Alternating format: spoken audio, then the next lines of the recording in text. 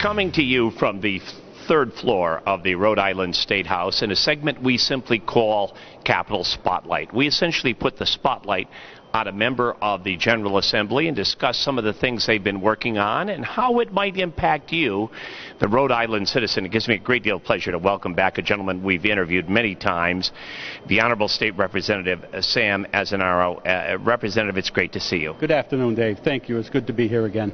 You have been very busy, along with many of your colleagues in the Rhode Island House of Representatives, dealing with a work release program that will allow people to become involved in a state of emergency. This is something you've been working on for some time. Tell our viewers about that. Well, it started really when Superstorm Sandy hit my home and devastated Mesquamaket.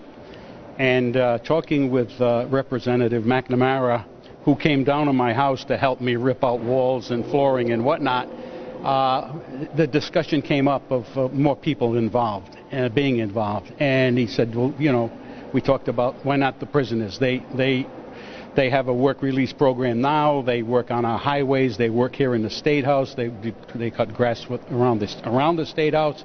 And my feeling was, in something as devastating as the Superstorm Sandy was, all hands on deck. We need all the help we can get to help clean up the mess that this thing brought.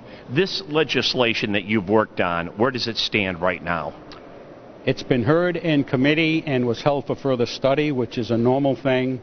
I put in a sub-A, and it was a minor change. I felt it was a minor change. That's why we did a sub-A and not a new bill, where we drew on for more a pool of men and women, I guess, if they're in that work release program, to be available for this help. So you would utilize men or women who are part of the criminal justice system to give back to our community, to serve our community in a positive way? Absolutely. I think that these people that have that right,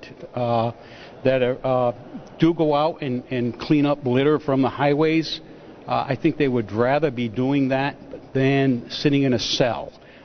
So it just kind of makes sense. These people are available. They're willing to do it. They're not forced to do it. They're in that work release program, and that's a thing for them to do. The bottom line is, do you have the votes? I've had a lot of good response from this. This went out nationwide. There was an article in the USA Today paper about it. So, everybody that I've talked to has given me positive thoughts on it. Well, again, you're taking people that have been part of our criminal justice system and allows them to contribute back and do something good for the community, which is very, very positive. And I couldn't imagine how anybody wouldn't support something like that. Well, I would think that it would be supported too. I'm sure there would be some critics, which there normally are, and I can understand that.